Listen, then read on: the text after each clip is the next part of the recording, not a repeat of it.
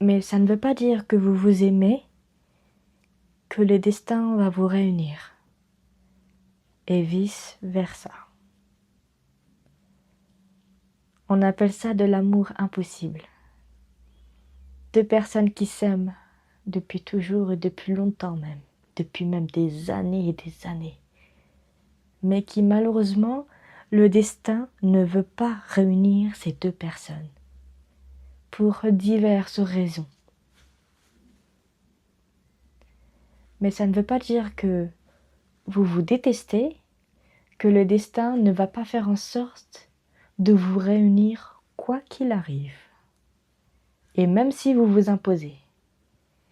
Le destin peut créer beaucoup de choses entre deux personnes, mais il suffit tout simplement d'ouvrir les yeux. L'amour impossible, c'est douloureux. Je ne sais pas si c'est la pire douleur que la rupture, donc. Je ne sais pas si l'amour impossible est une rupture très douloureuse, comparée à celui qui trompe la personne. Je n'en sais rien. Je ne fais pas de comparaison parce que je n'ai jamais été trompée. Donc je n'ai pas encore cette expérience de la tromperie envers un partenaire. Donc ce que je peux te dire, c'est que l'amour impossible peut réunir juste deux êtres en simple présence. Mais ça ne veut pas dire que vous êtes faits l'un pour l'autre pour plus tard. Dieu fait parfois bien les choses, mais surtout qu'il nous apprend à comment aimer le prochain, à comment éduquer notre amour envers l'autre, même si on n'est pas fait pour elle. As-tu ressenti de l'amour, des sentiments amoureux pour quelqu'un, mais qui malheureusement, ça fait que vous ne pouvez pas être ensemble? Soit à cause de la religion, soit à cause des parents, soit parce que c'est peut-être ton voisin, qui sait, ou qu'importe. Est-ce que tu as déjà ressenti cet amour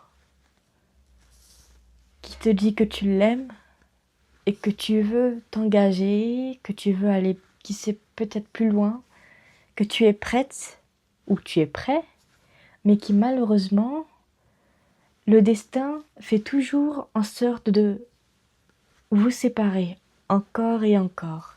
Et tu sais quoi, à la fin, il y a une histoire très triste. Et ça fait mal. Ça dépend de quelle histoire, comment elle se termine.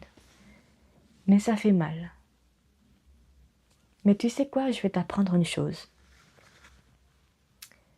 C'est dans l'amour impossible qu'on apprend à mieux aimer le prochain. On s'éduque nous-mêmes à comment ressentir de l'amour pour quelqu'un. Et Dieu, s'il nous réunit à quelqu'un et qui malheureusement le destin ne veut pas, c'est pour mieux apprendre, voir les choses autrement de l'amour, mais surtout